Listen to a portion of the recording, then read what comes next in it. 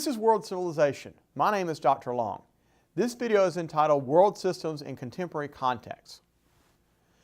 Emanuel Wallerstein is one of the most influential scholars on the discipline of world history. Since the publication of his book, The Modern World System, Volume 1 in 1974, Wallerstein has written a number of works on a concept he calls the world system. For Wallerstein, the world system is a system of global capitalism that first arose in the 16th century with the European voyages of discovery and the forging of new trade routes from Europe to Asia to the Americas. For Wallerstein, globalization is fundamentally economic and linked to the rise of modern capitalism since the 16th century. In Wallerstein's view, capitalism requires large markets and cannot exist except within the framework of a world economy. Likewise, Wallerstein argues that we only have a capitalist system when the system gives priority to the endless accumulation of capital, the endless profit motive. Wallerstein's definition of capitalism inherently makes it a modern phenomenon. Wallerstein's world theory groups nations into three categories based on their role in the global economy, particularly based on a division of labor within the global economy. The first category of nations are core nations. These are the nations of Northwest Europe, the United States, and Asia, or nations that we would today label first world nations. Core nations are the heart of the world system. Again, this particularly includes Northwest Europe and the United States. Core nations focus on high-skill, high-tech, capital-intensive production. They control the financial markets of the world. The next category is semi-periphery nations. Countries that belong to the semi-periphery are industrialized and often experience strong economic growth. Yet they still have very large pockets of poverty that one does not see in core nations, not to that level at least. Examples of semi-periphery nations today would include Mexico, Brazil, India, and China. Now, some of these nations, such as China and India, may well experience enough economic growth to join the core at some point, but they are not yet there. The third category is the periphery. Nations that are part of the periphery are not industrialized, or at least not fully industrialized. And the industry they typically have tends to be low-tech, low-skill, and low-wage industries such as textiles. Periphery nations also export raw materials and agricultural products to the core. They are in a relationship of dependency with the core. This includes trade dependency and financial dependency, especially as periphery nations are often indebted to the financial institutions of core nations. Periphery nations also have a great deal of poverty. These are nations that are often called third world nations. Now, Wallerstein contends that the world system that the global capitalist system provides prioritizes profits above all else, including other priorities such as the environment and even the nation state. Corporations seek profit and are more interested in that than they are their loyalty to their own nation state. Wallerstein believes that the capitalist global system will eventually experience a crisis that will engulf the entire world, and this will include all of modern capitalism. Now, Wallerstein's world system theory has a lot to offer.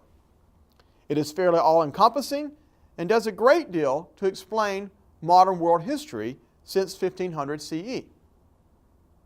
With all of this said, Wallerstein's world system approach of economic system with a core, a semi-periphery, and a periphery is not without its flaws and not without its limitations. And I want to spend some time exploring some of these limitations. And what I also hope to do with the rest of this video is to lay out some alternative approaches to world history that can be used to illustrate the problems of Wallerstein's world system and to critique it a bit. Now, the first problem with Wallerstein's world systems approach is that of periodization, especially its neglect of pre-modern world systems. In her book, Before European Hegemony, The World System AD 1250 to 1350, historian and sociologist Janet Abu-Lughod specifically criticizes Wallerstein. She claims that his definition of a world system is imprecise. And more importantly, she argues that the first world system emerged not in the 16th century as Wallerstein contains, but rather with the rise of the Mongol Empire in the 13th and 14th centuries. For Abu-Lughod, this world system encompassed much of Eurasia in a trading relationship from Western Europe to the Middle East to China and India. Abu-Lughod notes that this Eurasian system was as large as the 16th century system that Wallerstein cites as having its beginning in the 16th century. Thus, for Abu-Lughod, Wallerstein is incorrect in his view that the world system is modern, nor is it one that has always been Northern European with its essential core region. In addition to Janet Abu-Lughod, one could also cite historian Jerry Bentley. Bentley has long been a key scholar in the discipline of world history. In his book Old World Encounters, Bentley suggests that the first world system arose during the age of classical civilization from 500 BCE to 500 CE. During this period, trade and religious context from the Roman Empire all the way to China and India flourished along the Silk Road. Bentley's examination of Silk Road connections that linked the Roman Empire in the West all the way to China and India in the East has been further supported by historian and sociologist Andre Gunter Frank. In his 1996 book, along with Barry Gillis, entitled The World System, 500 Years or 5,000, Frank argues against Wallerstein. For Frank, the world system emerged about 5,000 years ago with the Neolithic Revolution and the emergence of agriculture and cities in several places on Earth. In addition to the issue of periodization, the works of Abu-Lughod, Bentley, and Frank all focus on world systems with non-Western nations at the core.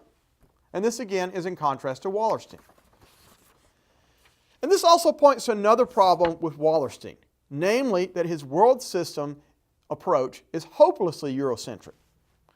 Now this is a major issue because it effectively ignores or unduly downplays most of humanity, which in fact is not Western and not even European. Another related problem with Wallerstein's world system approach is that its economic focus is too narrow. While economics is certainly important, it is not the totality of human existence. Wallerstein's approach ignores other world systems, for instance, culture and religion. In his book, The Birth of the Modern World, 1780 to 1914, historian C.A. Bailey argues that all local, national, and regional histories must be seen as global histories. Now, Bailey in his book focuses on the long 19th century, from 1789 until 1914. And he sees this as an especially important period for globalization. However, he criticizes historians such as Marxist historian Eric Hobsbawm, who offers materialistic and economic explanations of the past. For Bailey, while economics are important, the long 19th century cannot be reduced to simply an age of capital in Hobsbawm's description. Instead, there were some very important developments beneath the surface of Western economic hegemony. Bailey especially cites nationalist movements in non-Western nations, as well as the growth of world religions such as Christianity, Islam, Buddhism, and Hinduism. Bailey notes that religions flourished in the long 19th century and were especially keen on using new technologies in the print and media. Not only does Bailey's work argue against Eurocentrism and an over-reliance on economics, but he also suggests that there are multiple modernities and there's not just one model on which one is modern. And the model he is particularly interested in critiquing is the Western model as the only one available. A final problem with Wallerstein's world system approach is that it tends to put economics over politics and thus downplay the role of political systems and political organizations such as empires. An alternative to this can be seen in historian John Darwin's book, After Tamerlane, The Rise and Fall of Global Empires, 1400 to 2000. John Darwin, in his book, argues that the most common political organization in human history is empire, and that empires have had a huge influence on world history.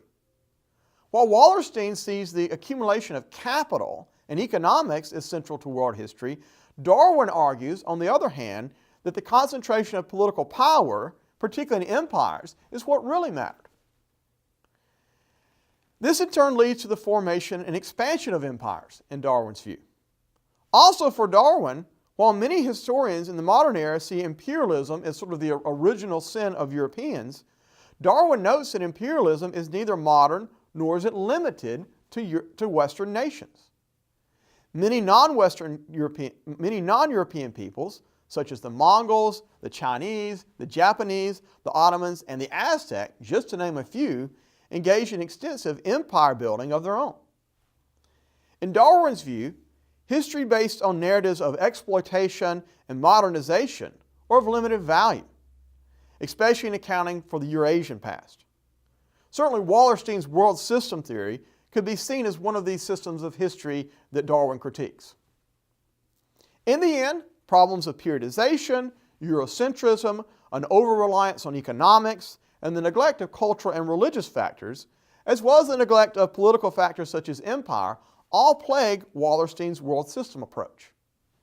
Wallerstein's world system idea still has its merits, but it has many limitations as well. So I'll stop with that observation. Thanks for watching.